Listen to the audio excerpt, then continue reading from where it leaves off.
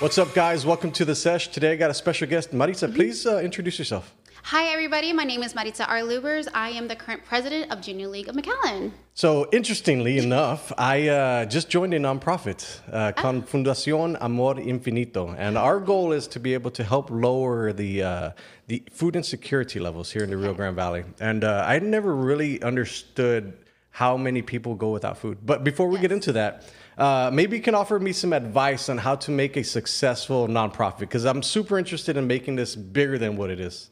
Yes, it's a ground running, so like growing and learning, still being the student, even though you run something. I think the most important thing is to kind of reach out to other nonprofits that align with the mission you're going for. For example, the food bank is a great place to start with. And also with us, we do help out. It's one of our pillars of food insecurity, and just ensuring that you ask all the questions, and the city you're trying to also help out with, get with them along. That I know every city offers grants as well, and even kind of ask your friends of even school districts, what are populations, how can I be able to bring it about, how can I execute it, but still making it fun. At the same time, you want to make it fun, because you bring it fun, then you bring parents like, I'm going to learn more, I'm going to understand it more, and just really engaged with it. Yeah. So tell me about the Junior League of McAllen. I know it's been around for 85 years? 85 years, Wow. Yes. So tell me about that. So Junior League McAllen has been around for 85 years. As I was sharing, one of the longest nonprofit organizations here in the Valley, which is amazing, because we still continue on the legacy we use, that we are giving back, and it's a bunch of amazing women that I've learned a lot from the age of 23 and beyond. And this is all walks of life. I mean, those who just graduated from college, and all those who from hardworking ladies still working, stay-at-home moms, retired, empty nesters, all you can name, that they all come together with their talents, and even to kind of discovering a brand new talent like social media, Canva, and so forth. And we give back to community, not only scholarships and grants, but kind of what can we help? For example, the Comfort House, their garden. We are revamping. Y'all did that recently, right? Yeah, we did that. We're going to be on day 2 this Saturday. We still have an extra day, and we're trying to kind of bring more comfort for those family members who are there. Just like, sometimes we need to breathe a little bit, allow them to walk and breathe at a safe space, but feel, this is nice. Yeah, a little tranquil area. A little tranquil area for them. I'm super interested in that nonprofit. It's only for women, correct? Yes. So the people, the 5 people that you surround yourself with, have you ever heard that you become those people? How true is that? Your tribe. My tribe. So there's many different tribes that I have, because I feel like I've learned from different avenues, asking questions, and being where I am at this time, I need to ask questions. I want to learn more, and how one group feels in their vision and another group feels in that vision. Why do you feel that way? Because everybody has an experience that I might not know what their experience are at, and how do I ensure that we're still tapping into ensuring their experience is going to be heard, or what they feel, what experience when they're growing up, or others' stories that they've heard. How do I ensure that I'm able to hear as much stories, and how I can make the community continue to become stronger together? Why do you think you have that mentality? Because I would say, for the most part, most people don't really care. They're just going through life and whatever, fine. Why do you have that hunger to be able to learn from people and take these I guess their life experiences and learn from it? Why? I think it started from my mom. So my mom, she was an educator, but she was also a migrant student as well. So every so often, of course, they would travel to Iowa, and she would always tell me, in order for us to achieve something, we have to work hard and earn what we earn. But in the end of the day, education is the best thing. But by getting there, you have to ask questions. You need to learn. You need to give back. Yeah. So growing up, it was my brother and I and my mom giving back. We're at church giving back. So she always says, whatever you've obtained from the community, try to give it back. Yeah. It's just full circle moment. And I think also I do it for the memory of my brother. He was always those that every time he came back from a tour, he's like, who needs help? He'll give you a shirt off your back. If you need to drive to San Antonio because you missed something, I just got back. Let's go. Get in my truck. We're driving. Yeah. So I felt like that was the mentality. I wanted to keep on giving something back to the memory, but also it makes me feel I have a purpose. I'm doing something. I love to see people smile and know that their voice is being heard when they think that it's not. How did you find your purpose? It took a while. I'm not going to lie. I thought I found it, and then I literally fell in a rabbit hole going through, coping and figuring out who I am and figuring out things. It didn't make sense to me. And finally, my best friend, I have to give up to my best friend, Juan de la Garza and Nelson and John, that they kind of literally, you need to wake up, dude. Like, let's snap out of it. Let's breathe. Let's walk. You got this. You are somebody. And from there, I grew up like, you're right. I am somebody. And I met Jessica Gutierrez, who was a past president for Junior League. And she's like, hey, if you feel like you're ready now, you can, meet some other ladies and get back into the community again. And that's how the journey started. Met somebody who's a friend who's already in there, and it's like, girl, this is your home away from home. We can become your sisters. We can become your extended family. Yeah, I feel like a lot of people won't take that step. And I don't understand why. Like, so people are so scared of being able to jump and like try something different. What do you think that stems from? I think it stems from rejection, falling. So I fell and I got up and I fell again and I tripped and it went sideways. And I do the exact same thing with my clients because I'm a Pilates instructor, and I tell them, in order for you to move forward what you want, you got to get uncomfortable. Yeah. You got to let the shake happen. You got to let the burn happen. Whatever's coming at you, let it come to you. Let it happen. Let it show up. Because the only way we can lift our head up, push, allow your chest to puff up, is you're going to fall, but you got to know how it felt. Yeah. So you can go back up and be like, okay, I know how it felt. What can I do different that I didn't think about before? Right. And I think everybody hates the word rejection, no. But it's just no. It's just a fall. But let's get up and try again. Yeah, I had always thought that, words don't, that's a whole saying is like, sticks and stones may break my bones. Words are pretty damn hurtful. Tell me about it. And going back to like finding purpose, like I'm a God-fearing man, right? Mm-hmm. So I've never got like the signs from God saying, this is what you're going to do in life and this is where you need to go. So I was like, fuck, man, like, okay, I got to figure this shit out because I'm getting older and time is passing by a lot faster. So I told myself, you know what? This is what I'm going to do, and this is going to be my life's path going forward. So is that a wrong way to think? I think it's a way that you feel that helps you. So a lot of people say like, oh, I think I can't do that. I'm like, well, have you tried? Yeah. No? Well, try in the mirror first. Try, like I tell, I guess I can use somebody's like, I can never wear red lipstick. Have you ever tried it? No. Well, try it at home. Put it on. Yeah. Because it's red is my power color. Before it was never red lipstick. But my mom is a very strong woman, very strong Latina, and her powerhouse was red. So I feel like I found something that made me feel good, put it on, and I told myself, if I fall, I fall. At least I look damn good at it. Like, but I think everybody finds their little niche, what's going to help them kind of find that experience. Yeah. Let me share this statistic with you about, because going back to the food insecurities. So, for example, the food bank of Rio Grande Valley, they feed 36 million meals are served each year, and 85,000 people are fed weekly. Still, there's 146,000 people in the valley that experience food insecurities. Yes. I found out why.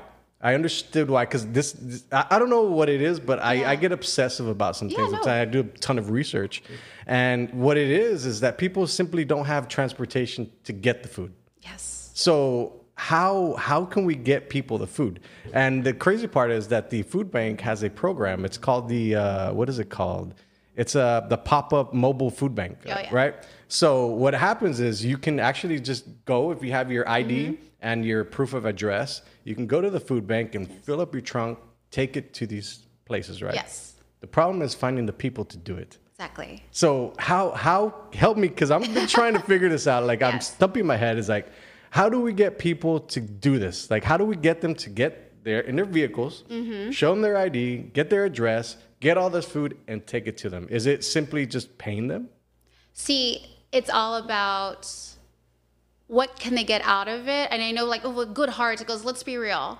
How do we give them incentive? And sometimes like, hey, I know I have a truck, but sometimes it could be also the gas for them. And heavy stuff in a truck, we all know, makes the truck go slower when we push in the gas more. It's waste more gas. So I think it's just an incentive program, like how maybe give them a gift card towards gas and an easy $10. You won't fill up a lot, but it's something. Algo es algo, no? Yeah. Like it's something. But even just finding the volunteers, we have so many, but just still not enough because everybody has something going on in their lives. They have families, they have jobs, and it's just right. It's about transportation, getting them connected. Yeah. Even maybe finding a way we can, if there's a local area, we can go towards the colonias. That is a place that they're able to go towards. Hey, I know at this street, this is a great place that they have a community park. Maybe have something there as well. Try to bring it a little closer towards them, given the capability that they can reach towards that. Yeah, it's an interesting thing to hear because I was talking to Judge Cortez, and he was saying that 40% of the population is in poverty here in the Rio Grande Valley. That's a fuckload of people. That's a lot of people. It's crazy, right? Yes. What goes through your head when you hear that? Because for me, it's like 40% whatever. I don't ever see anybody, right? Yeah. So it's kind of like out of sight, out of mind. Yes. But I started thinking about that more. I was like, that's 40% of the Rio Grande Valley. Mm-hmm. Like that's a crap load of people. Like what do you feel when you hear that? When I hear that continuously, that because I used to work in a nonprofit organization, and I also worked for Tropical, and I did a lot of home visits. And with those home visits, when I was with doing my caseloads, I would see and experience like there is a lot that people don't go past 107, don't go past certain streets or towards the city, especially south towards the west. There's some towards the east, north. Like when you see it is like, and I still hear it like, how many years ago I used to do this, but yet it's still becoming the same situation.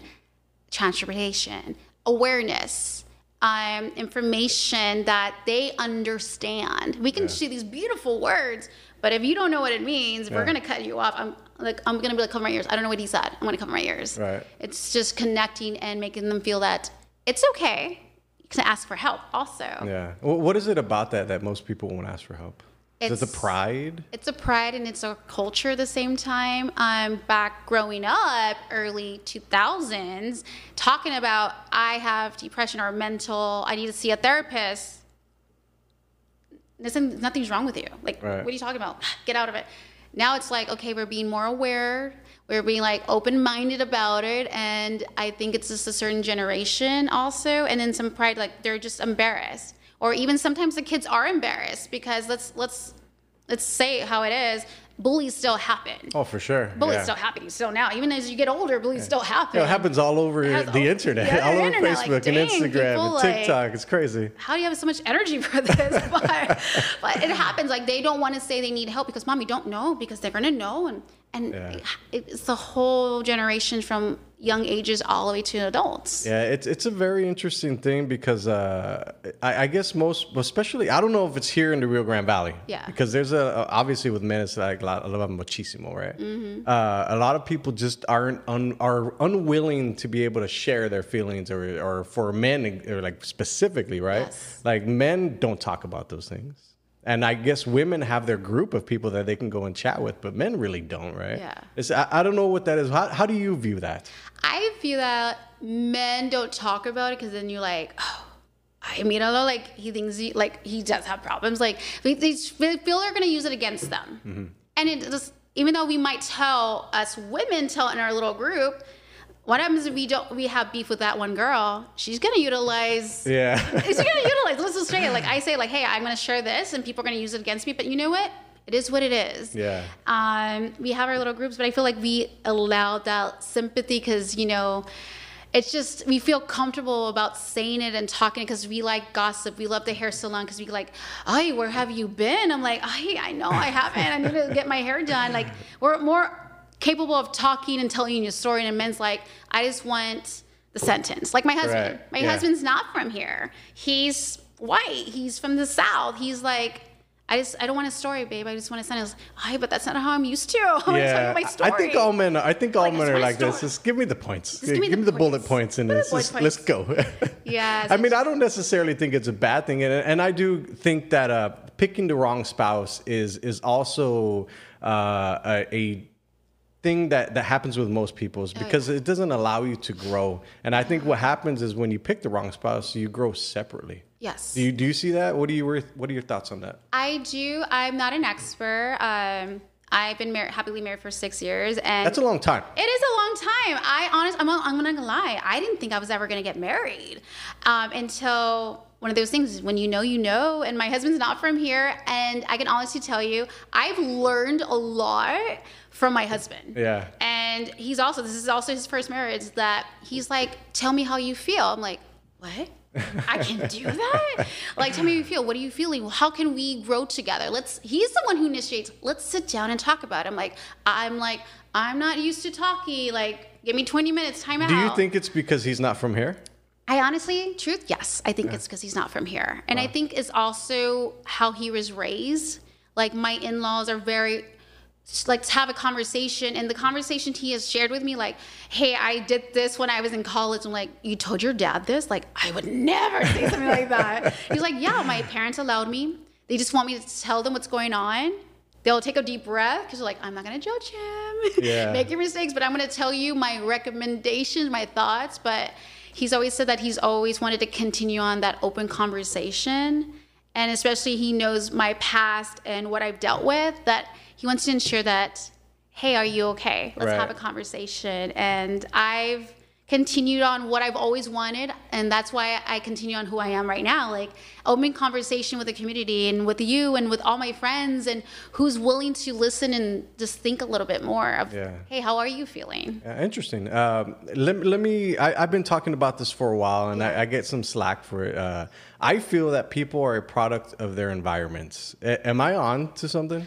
I honestly agree with that. You are a product of your environment, and because if also, like, just they're not leaping out also. They're not like, "Let me try something different.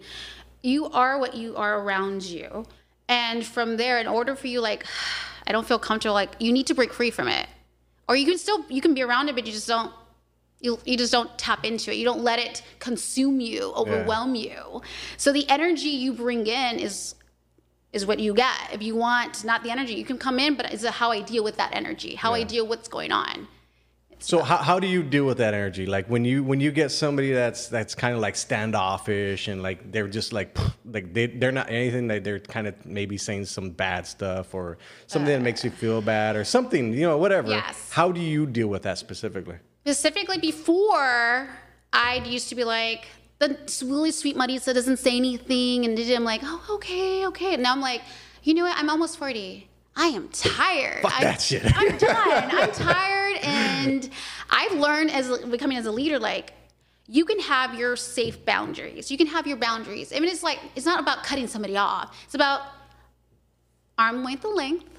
I'll help you out, but I know what I'm going to get out of it. I already prepared myself, and if somebody is being so negative about it, now I'm turning like, is that all you think about? Like, what else do you think about? Like, anything comes out of your mouth is negative. Yeah. Have you ever thought about something positive? Like, do you like your coffee? I don't know. Like, I try to turn it around and kind of make them think. And some of them, now that I'm standing up a little bit more for myself, they're like, "Oh, no, like, she's so mean." She's like, goes, "No, I'm letting you know." And I say it so nicely, like, "Are you okay? Like, you want to talk about it?" But that's how I deal. And there's sometimes there comes out that they're so mean and bullying. Like, I won't lie. Let it get to me. And sometimes I'm like, let me go run it off or something. Like, let me drink it, or let me run it off. Let me do something that makes me feel like, relax, talk, like, just like, and then, okay, let's move forward. Let's figure this out. I almost feel like the negativity is just like an automatic response, to anything. Anything. You say, you want some coffee? Here it is. And there's automatically it's like something wrong or something. It's always something. It's always something. So let's jump into leadership, because I am on my path to becoming a better leader. I've struggled. I struggled with a lot of things, right?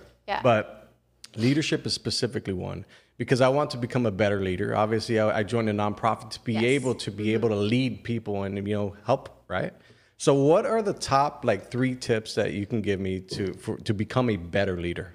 From what I've learned as growing and still continue growing is, number 1, always willing to be the student.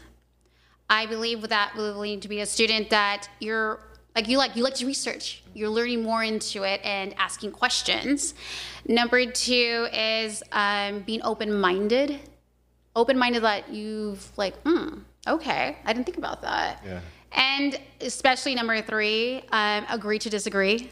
That's one thing we all struggle. Like, I know that's not what I want. Everybody wants to be right. I want to be right. I got to put my last 2 cents in on every single sentence. Like, be willing to be like, not everybody is going to like say what you want them to say, and how their delivery message is most important. Like, they'll tell you this. I'm like, okay, well, dang, she stinged me there, but I'm going to not sting her back because that's not what I want to continue on. Right. Like, I don't want to have the conversation always being toxic, but like, okay, I'll just kill him with kindness. Like, okay, great. I see where you're coming from.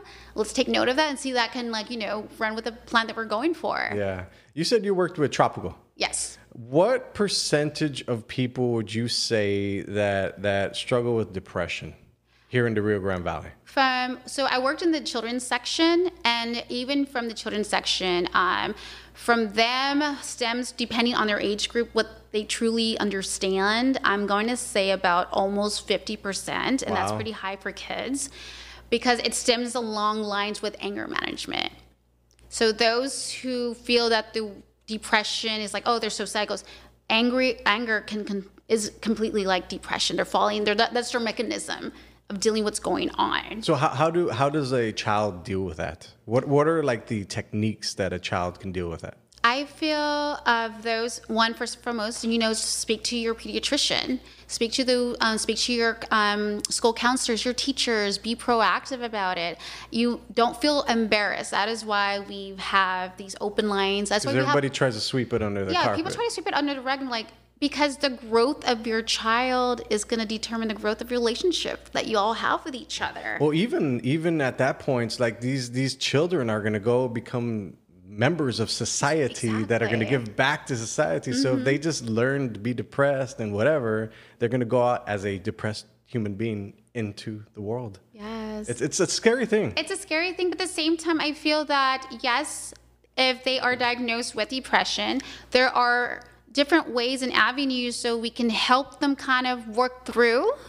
So would those be like considered coping mechanisms? It's coping mechanisms. For example, like if you are going to a therapist or a psychologist, your pediatrician, always kind of checking in, ensure your appointments is number 1. That's the main thing to do, ensure. And any questions, write them down. Like, don't hesitate to write notes down, and anything, daily activities and little things, even taking a walk, even coloring and figuring out, hey, how was your day? I know a lot of people are starting to streamline with kids yoga. And Yoga House, we offer kids yoga. And one of our instructors is hired, I believe, at St. John's that's part of their curriculum is yoga.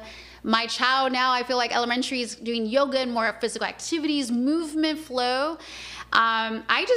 He's in kinder, and I signed a paper. Are you okay him going to a group counseling with other kids? I'm like, oh, heck yeah, I'm going to do it. Yeah. And now he tells me, Mommy, I'm mad. And I'm like, he's learning how to talk. He's learning. He's starting to tell me, like, he's 5. I'm mad. And I'm like, and he comes back, okay, I'm better now. I'm okay. I'm like, oh, okay. So all I have to do is listen and not just jump in it. Like, right. I'll wait until he comes to me. And if he's not, then I would try my best. Like, from the books, what I learn? What I learn from the therapist, what I learned from this. So it's all about just asking questions and always going back to your physician about how else can you help your child. And let's assume that they cannot afford a pediatrician, mm-hmm. or they can't afford, or they can't get to a therapist or anything. What are some coping mechanisms that they can learn, like listening to this? Listening to this, I feel from my own experience, nobody else's, my own experience, I'm more than sure we all have a phone. I feel like kind of researching, Googling techniques, how a parent and child can work together and how we can teach a child what they can do when they feel like they're overwhelmed or they're mad. I've seen like deep breathing, stretching, walking. And you know what? If you got to let it out, I tell like Liam, if you're mad, yell. Yeah. If you're mad, scream. All I say is that don't break anything. Try your best. Go in a room, scream if you need to. If you need to walk it off. He's like, Mommy, I want to hit the baseball and the ball. Okay. Make sure there's nothing. And I'm like, and he finds his own little way. And I found my way. Like, I'm a runner. Sometimes if I'm quiet and they're like, oh, Maritza's quiet, it's because she's really thinking. Internalizing. I internalize it a lot. And then I'm like, okay, I'm ready. Yeah. Okay, let's jump on to obesity in the Rio Grande Valley. I've been trying to figure this out for a while because I went on my weight loss journey 2 years ago. Okay. I weighed 250 pounds and I got down to 186, and it's through strength training. How do we fight obesity? Okay, how do we lower obesity in the Rio Grande Valley? Because if you think about that, McAllen and surrounding cities are considered the most obese city in the nation. How does that make you feel, first of all? Ooh, it makes me feel that, dang it, we are still struggling despite of how many so many studios coming up and so many opportunities and so many awareness. I feel like it's still going to become, it's still an epidemic. It's still our problem. And I'm more sure any other city is the same thing, but it's like, you know what? That's a number. We're going to still move forward. We're going to still try to keep on going. We're going to try to get that number to be like, you're just a number. I'm not going to let you be like, oh, that's it, I'm done. Hands up in the air. I'm like, okay, we still need to continue on this conversation. Why do you keep going with that? And the reason I ask you is because when I lost all the weight, I was like telling everybody, you got to do this. You got to do this. You got to do this. I found out really fast that nobody likes to be preached to don't at tell all. What to do. So I figure it's like the only way you can lower obesity is if you inspire people and then they take the next steps. Oh, yeah. So kind of touch on that. So inspiring that, because you said it, I got to do this. I'm like, don't tell me what to do. Yeah. I'm going to be like, stop it. Automatic turn off. Boom. And you're off. Just kidding. So inspiring people, not just always like give them pretty rainbows and sparkles, like give them a sparkle, but tell them like, you got to reach the other side of this rainbow for that jackpot. I inspire them by telling like, hey, again, if you want to try something different, you want a change, I'm not going to tell you it's easy. You're going to feel that burn. You're going to feel, and it's going to be the first 5 to 7 pounds that they take. Like, oh, I got it. Okay, good job. You did the first step, not just walking in the door. The next one is going to be the next level, like Super Mario. What's your next level? Yeah. How many can you go for? And I tell them, look, try to get uncomfortable of going past what you're used to. And I tell people, like, just like a plank. You got your 30 seconds. Guess what? Hold it 5 more seconds. Huh? 5 more seconds? You haven't? Oh, you got the 5 more seconds? Do it again. Yeah. Do it again. And try. And if you are burning and you fall, I tell people, give yourself some grace. We ain't no Superman, Superwoman. Let's just face it. We're not perfect. I'm not perfect. But if you can tell yourself, I got this, but I need to take a breather, you're on the right path. Yeah. Because you're going to keep on going. They're going to be, and just beware, they're going to be naysayers like, you need to do this, you're not doing this, you should do my way. Every way is going to be a different way for somebody. For sure. My journey is going to be different from your journey. Our bodies are not the same. But just ensuring that the noise is happening, just keep on cutting through that noise. Yeah.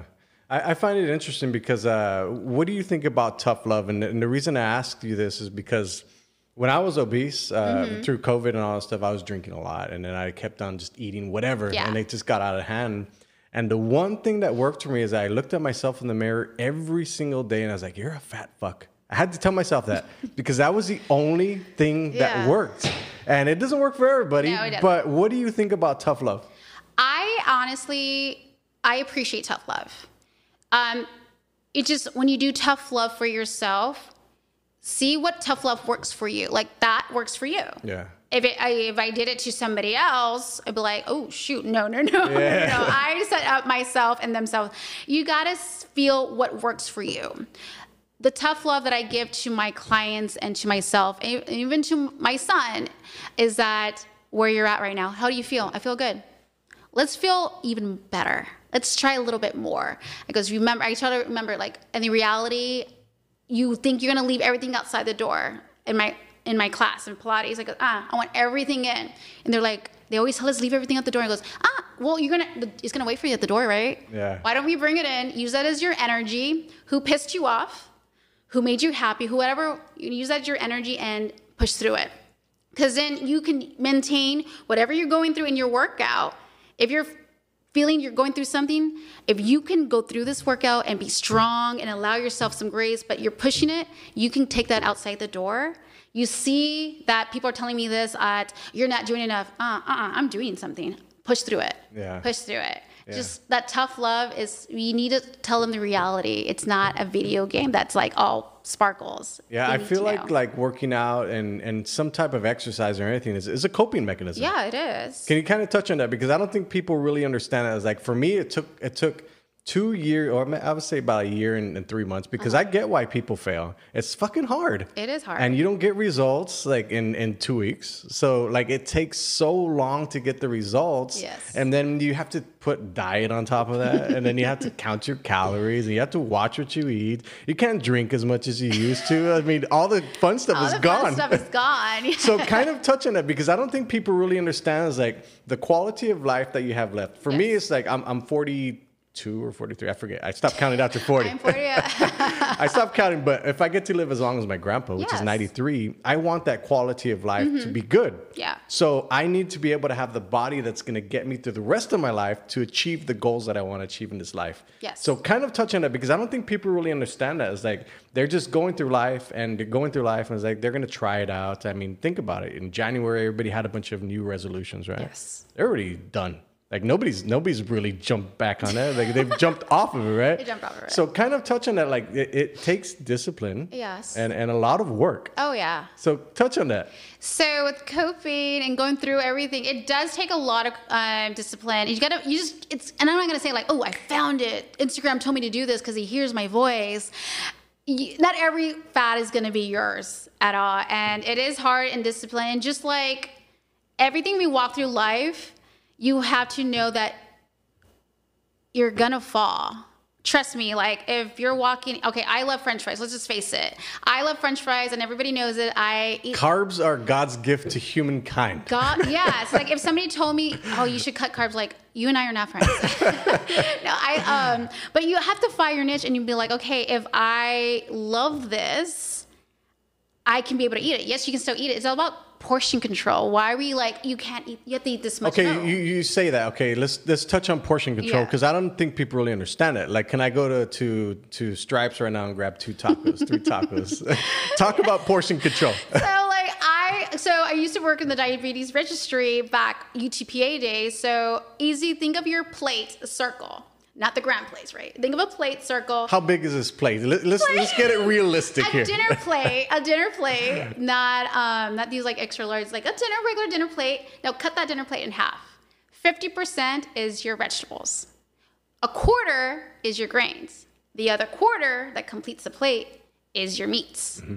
And that's how I would tell people, like, think of that. Some people want to do opposite, like, oh, I want all my meat to be on my half side. Goes, no, like, think of this way. And if you order something that's a dining thing, some people I tell, like, hey, do you think you can finish all that? Goes, no, that's a lot of food. Goes, we can share. I share plates with Dusty all the time. Yeah. Because I'm like, I want that. My eyes are bigger than I think I should go for. But I'm like, I sometimes like take some leftover. He goes, be okay to like half your plate up into a leftover if you want to. And hey, you got a lunch for the following day. Yeah. You got a dinner for the following day. It's about being graceful, but at the same time know that we are not feeding ourselves to be like super full. We need to be able to feed ourselves, but then be like, okay, I have more room. I'm like that. One more piece of that cake, I want to do it, but also know like, okay, I did this. I need to go take a walk. Yeah. Walk it off. Let's walk it off around the mall or something. So let me push back on that from you. I'm an emotional eater. I will eat as much as humanly possible when my emotions get the best of me, right? I figured out how to deal with it, right? Yeah. So it's through fasting, and it works for me, right? So how does somebody that has an emotional eating problem, how should they look at food? Because I look at it a lot different now. Like I eat the same crap every single day, and I have like one cheat meal a week. Yeah. So that works for me, but that's a little extreme. So help me, help people understand. Help people understand. I think you need to recognize it. I think that's the first thing. Like, I don't think people recognize it, and if they do, they like put it back out of the hand and think like, oh no, I don't have a problem. I don't have a problem. They have to recognize it. And there's like, okay, you're emotional eater. Hey, I know some people are emotional eaters. I myself, I'm not. I overthink things and I get full. I'm just different. Yeah. But I think people need to recognize, okay, I know I eat a lot when I'm like stressing out. Is there something else I can tap into? Like walking or drinking more water, or let me write a little letter to myself. Let me write a to-do list. What else can I do that's going to make me feel like decompress what I need to decompress? Yeah. I think, and it does, I won't say it's going to super easy. It's going to take time to really like hone down that consistency, that mechanism. Years sometimes, yeah. Yeah, it takes years. Don't get me wrong. Like some people, it takes years. Some people, they get it. Some people like, I don't know if I want to do this at all. One of the most interesting things that I found recently, and it was talking to a buddy of mine, is he used to weigh 640 pounds. Mm-hmm. And he is on his weight loss journey. And I was like, I was saying that I was obese at 250 pounds. And then throughout the conversation, he was like, I don't understand people that say that they're fat and obese at 250 pounds. I would slap them across their face. So there's a disconnect from an extreme to what I think is extreme is 250 pounds. Yes. And then people that like share the gospel, you got to lose weight, they're already fit, because if somebody's already fit, they're not going to listen. Like the 600-pound person is not going to listen to them. Like, what do you know about me, right? Yeah. What do you know about myself? How do we break that barrier down? Because I struggle with that. Like how, it doesn't matter what I say, right? At 250 pounds, they see me now as like I'm relatively healthy, right? Mm-hmm. Nobody's going to listen to me because they're just going to turn off. I don't associate with that person. So I guess I don't associate them at their level, right? So how do we break through those barriers? I think a lot of people who are going their journey, they disconnect if they start comparing themselves with the person who's trying to help them. For example, those who would not want to come to my class because they look at me, I get judged. They look at me like, oh, look at you. Wait, you're a mom? But you don't, I don't have the mom look. I don't have this or whatever. And I was like, and I tell them like, don't use this as your comparison. Like it took a while. Like it took a struggle while getting myself back. And I'm still not 110% how I used to be. And I'm okay with that. I tell them like, what are you feeling? How do we like not look at our phones? I'm like, oh my God, I need to look like her, and she ate only an avocado with eggs, and I need to do that. I'm like, no, like that fat's probably not those good fats probably not going to work with you right now. Yeah. But I try to people like stop comparing to somebody who's trying to help you, and then those who are trying to help also stop trying to put like what you think you know is best for them. Right. Like consult with ask them, hey, what did your doctor say? Because they need to talk to their doctor also. Like, what are their levels at? What can they do? What they cannot do? What are okay, so this is what's going on. Let's interpret it to what we're going to do for you. And sit down with them and ask them, hey, this is where you're at right now. We're going to change a little bit, but we're going to maintain what you know now for your body, get used to it. And people don't realize that it's a journey that's gonna take time. Well, we live in an instant gratification world where everybody wants everything instantly. So like how do you tell somebody that for the next 2 years you're gonna have to lift weights 3 days a week, change your complete diet?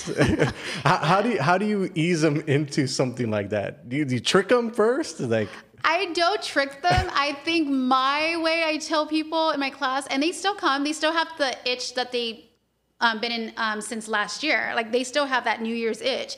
I trick them with, not really trick them, I can't say. I tell them the truth that it's gonna take time. Let's face it. Yeah. We ain't perfect. And I think that's what I love about my classes also, that I have a love-hate relationship, and I tell them, and I crack jokes with them so they can be like, you feel that burn? They're like, oh my God. And goes, hey, no pasa nada, sana. And I do things that correlate to what they understand and what they know, that Maritza's here to help. She's making me laugh, but she also understands. At the same time, I'm asking them each time, like, how are you feeling? How's your core? How are you feeling today? Let's adjust. Let's do this. And hey, guess what, you guys? You guys did it. Like I crack jokes. I make them feel good. And I try to always remember when I'm helping somebody that I memorize their journey. I understand their journey. I say, hey, how's it going? Oh, so, hey, you are good. You're doing amazing. You might not see it, but I see it. Right. And I think that's what they love. Yeah, they need that outside. Because they see themselves, you see yourself every day. I don't see themselves every day. I see them maybe 2 or 3 times a week.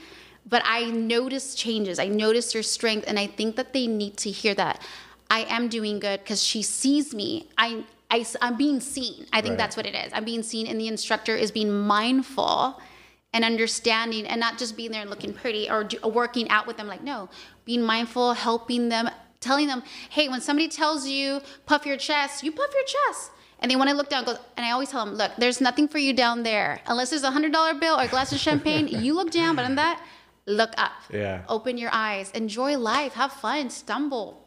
Whatever it is. What is it about the life that most people are unwilling to be like, take that extra step to find happiness? Because I feel like a shitload of people aren't happy. I know. So how do you find happiness? How do I find happiness? French fries. No, sorry. It depends. I think it depends how I feel that day. I find happiness, I think the one actually, truthfully, that actually helped me throughout my journey, through everything I've been through, is friends. I hold true to my friends. They mean everything. They're like my extended brothers and sisters that help kind of fill what I've been missing and wanting so bad now. I think they bring me happiness. We check in with each other, actually. All these little different groups. We send funny memes and we say, hey, you got this. I get a lot of like, if I haven't told you lately, you got this. So I also in turn like, that made me feel good. I need to let me pay it forward. Right. Taking a walk. Even my child, like I have his first field trip is today at IMAS. I'm like, I'm excited today. He's like on the bus. He's going to be great. Yes, I'm scared. I'm intense. I don't know. But I'd be like, everything, he's okay. Yeah. He's okay. I have to remind myself, you can get crazy however you need to be, but tell yourself it's okay. Yeah. It happens. Let's jump into social media. What are your thoughts on social media where everybody has a voice, whether it's good or bad? What are your thoughts on that? I think it's good that everybody has a voice. It's how we have to remember those who are giving their voices and the person's voicing, who are your audience? Like, who's your voice towards what audience it is? And if it's towards something, be mindful, because if you want to be heard. Okay, you said mindful a few times. Yes. What does mindful mean? Mindful, like if being mindful is that your voice, what is your topic? What is it about? Mindful meaning also can be two things, being mindful of being compassionate, or also your research, your information, being mindful of the information you give out. And you've been hearing me saying like, I'm not a doctor or whatever, but from my experience, always kind of relate from my experience that may help others. Right. Using those words, because once you say, I know what you're going through, actually I don't. I know what I went through and what helped me, I can share, but just be mindful with your words as well. Yeah, I think people take little nuggets from every little person. That's been my philosophy in life, is you take a little bit from everybody, what works, and you throw out what doesn't. Yes. And just whatever works for you, you keep doing it. Keep doing it. I tell people, whatever's you see that I'm doing, I'm sharing with you. If it works for you, great. If it doesn't, it's okay. At least you tried, or at least I tried to help. It's okay. You can find somebody else that might be the voice for you. Yeah. Okay. You're about to be 40, you said, right? Yes. How do you view time from now to the rest of your life? And the reason I ask this is because it's always an existential question. It's like, I can leave right now and go on a lunch break, and then I can die in a car crash, right? So what does it matter? So how do you view time from now to the rest of your life? I think before I was so caught up, like, I need to do this, I need to do this. But I think during this role of presidency, I learned to step back and allowing others who said yes to be a chair, yes to be doing this, to help them kind of moderate their leadership skills, and kind of take a step back and be like, I'm breathing a little bit more. I can see a little bit more. I'm helping other ones. We are growing. We're getting stronger. We're coming together. We're doing more things. I have a 5-year-old. I'm like, now my views now, like as I'm going to hit 40, like, what do I leave behind? Like Drew, when we were getting ready for, he can be an MC for SNS, he's like, okay, Maritza, we're going through a script. He's like, I want to ask you, what do you want to leave? What legacy do you want to leave? And I was like, that I did my best at help put a smile, and then people know that it's okay. It's okay you fell. It's okay to say no. It's okay to say yes to something you're uncomfortable with. Try it out. I view time like, man, I'm going to be 40. But you know, I'm like, I wouldn't change it for the world. What I've been through, if I didn't go through that, I wouldn't be who I am today. I wouldn't have met my husband today. I wouldn't be a mom today or a friend and helping and where I'm at in the community. Yeah. I wouldn't see all the growth we've done and all the falls we all have done together. Let me present you with a thought that I heard the other day, and it kind of ruined my experience with a lot of things. Okay. And I'll tell you. So the idea is you're living your life, right? You have an impact, and in 200 years, it's not even gonna matter because everybody you know is gonna be gone. Yeah. And when I heard that, I got super upset. I was like, it's probably true. It's true, yeah. Right? But I mean, the time that you have now is the only time you're ever going to have, ever, to make an impact on anybody. So I think the time that you have now is the most important because your children are going to grow up and become society members, and they're going to take on a little bit of you that they've learned into the society. So I feel like what are your thoughts on that? I thought that it sounds so like, damn. Grim, right? Who peed in your Cheerios? Yeah. But I'll be like, you know what? I made a mark. I don't live for tomorrow, I live for today. My brothers always taught me, you need to live for today. Don't think about tomorrow. Tomorrow doesn't happen, and probably in 12 hours. But today, live for today. What can you do for today? And then tomorrow, again, live for today. Fall in the dark if you need to. When you're ready, turn on the light when you need to. Yeah. And so every day I've been living for today, and I enjoy it, and some things I'm learning, and it's just every day is a brand new day, a brand new horse, a brand new thing, brand new learning with kids. Like, what's today? Something's different this time. Like, you learn from the ages as they get older. Like, I don't think people really understand that they time travel. Like, if you're living in the future, your thoughts are in the future, you're time traveling. If you're thinking about the past, you're time traveling. There is only now. Yeah. And it's the craziest part because that's where anxiety comes from. Is you're thinking about it. Exactly. What's going to happen? Who knows? Like, at some point, like, who cares? Like, who cares? You have to keep moving and trudging forward. So let me ask you this before we finish off the podcast. Yes. In all your accumulated years of living, what is the best piece of insight that you can share with somebody? I think the best piece of insight to share with somebody... And it doesn't have to be one thing. There's one thing. There's been several. I think several that I've come across that from each little journey.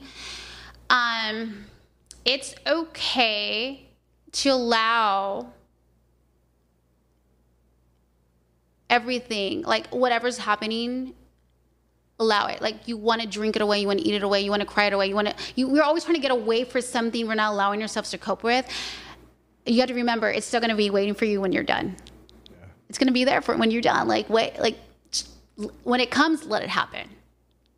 Because the more you build up, more you're not allowing yourself to expand and open up and open your heart and being there for whoever you need to be there that day. And another thing is that whatever you give back in your talent, try your best to pay it forward. Like, that's the only way we can prepare, because I know once we get older, like, who's my next person's going to help me? Like, I'm going to try to, like, do my best to, like, give what I've learned, leave what I can, and they can build from it. And just have fun, enjoy life. Yeah, no, I 100% agree with you. Thank you for your time. Let everybody know where they can find you.